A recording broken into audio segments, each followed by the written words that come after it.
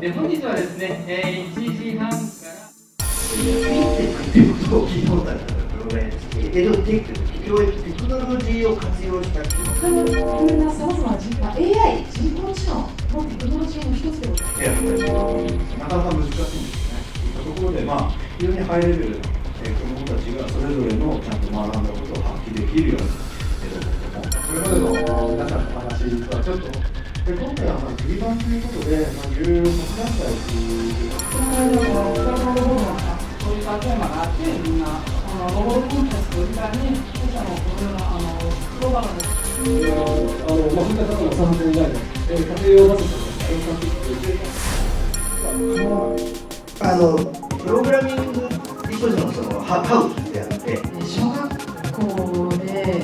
外で教えます TCM さんとかね、教員が足りなくて不景のです日本の教育体制に対して学校の先生方が270名ほど小学校の先生ですね、メインに。